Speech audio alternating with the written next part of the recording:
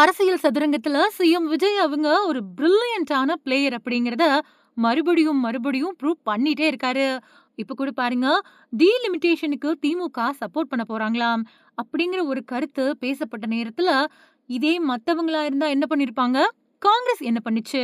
தமிழ்நாட்டு மக்கள் முதுகுல நீங்க குத்த போறீங்களா? அப்படி இப்படின்னு பேசிட்டு இருப்பாங்க.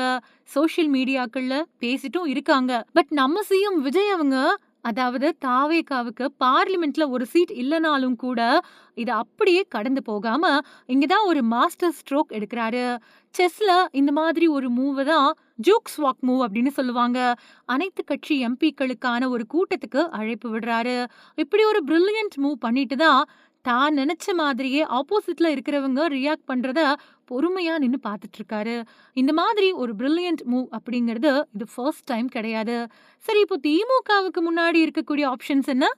1 இந்த அனைத்து கட்சி எம்பிக்கள் கூட்டத்த அட்டெண்ட் பண்ணணும். இல்லன்னா பாய்காட் பண்ணணும். இப்போ இந்த பாய்காட் பண்றாங்க அப்படின்னு வச்சுக்கோங்களேன். என்ன நடக்கும்? நம்பர் 1 தமிழ்நாட்டோட எல்லா பிரச்சனைக்கும் எல்லா கட்சி கூட்டம்னு சொல்லக்கூடிய திமுக இப்படி ஒரு முக்கியமான விஷயத்துல துணை நிக்காம, விஜய் என்ன சொல்றது, நாம என்ன கேட்கறது அப்படிங்கிற மாதிரி செயல்படுறாங்க அப்படிங்கிற ஒரு எண்ணம் மக்களுக்கு ஏற்படும். பாயிண்ட் நம்பர் 2 திமுக, பாஜக கூட இணக்கமா இருக்க போறாங்க அப்படிங்கிற ஒரு டாக் இருக்குல்ல, அத இந்த செயல்பாடு ஊர்ஜிதப்படுத்திடும். இது அந்த கட்சி மேலயும், அந்த எம்பிஸ் மேலயும் அதிகமான பிரஷர கிரியேட் பண்ணும். அதனால நாளைக்கு அந்த பில்ல பாஸ் பண்றப்போ, அதுக்கு எதிரா தான் இவங்க ஓட்டு போடணும் அப்படிங்கிற மாதிரியான சிச்சுவேஷன கிரியேட் பண்ணும்.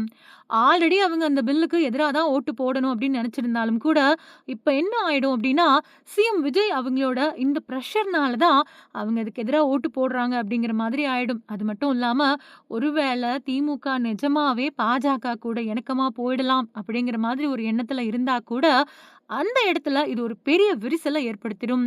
ஸோ சென்ட்ரல்ல இப்போ காங்கிரஸ் கூடயும் திமுக இணக்கமா இல்ல. பாஜகவோட சப்போர்ட்டும் கிடைக்க போறதில்லன்னு ஆயிடுச்சுன்னு வச்சுக்கோங்களேன்.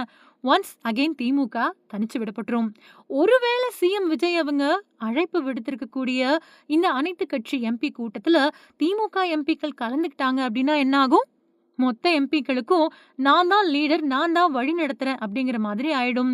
ஸோ நாளைக்கு பார்லிமெண்ட்ல பில் பாஸ் பண்றப்போ, அதுக்கு அகெயின்ஸ்டா திமுக எம்பிக்கள் ஓட்டு போட்டாங்க அப்படின்னா, நிஜமாவே அவங்க அப்படித்தான் செயல்படணும்னு நெனச்சிருந்தா கூட, இப்ப எப்படி பதிவாகும்னா, சிஎம் விஜய் அவங்க சொல்லி தான் அவங்க அகெயின்ஸ்டா ஓட்டு போட்டாங்க அப்படிங்கிற மாதிரியான ஒரு சிச்சுவேஷன் உருவாயிடும்.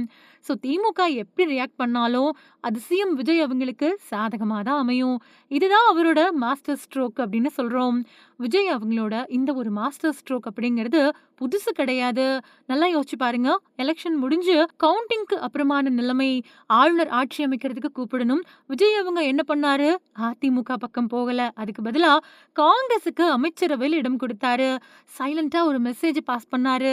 ஆட்சியிலயும் பங்கு, அதிகாரத்திலயும் பங்கு. இது திமுகவோட கூட்டணி கட்சிகளுக்கு ஒரு ஆசைய உருவாக்குச்சு. ஒரு நம்பிக்கைய உருவாக்குச்சு. அது மட்டும் இல்லாம, ஒருவேளை சப்போர்ட் பண்ணலன்னா, பாஜக ஆட்சி வந்துரும் அப்படிங்கிற ஒரு பயத்தையும், ஒரு பிரஷரையும் கிரியேட் பண்ணுச்சு. ரீ எலக்ஷன் வந்தா நிச்சயமா பெரும்பான்மைய தாவேகா அடைஞ்சிரும் அப்படிங்கிற ஒரு எண்ணமும் அவங்களுக்குள்ள இருந்ததுனால, வேற வழியே இல்லாத தாவேகாவுக்கு சப்போர்ட் பண்ணணும் அப்படிங்கிற அந்த நிர்பந்தத்த ஏற்படுத்திருச்சு. 1 இல்ல 2 இல்ல, இந்த 3 மாசத்துல இந்த மாதிரி நெறைய சம்பவங்கள் நடந்திருக்கு. நல்லா யோசிச்சு பார்த்து, அதுல நீங்க பெஸ்ட் எது அப்படின்னு நெனைக்கிறீங்களோ, அந்த மூவ கமெண்ட்ல சொல்லுங்க.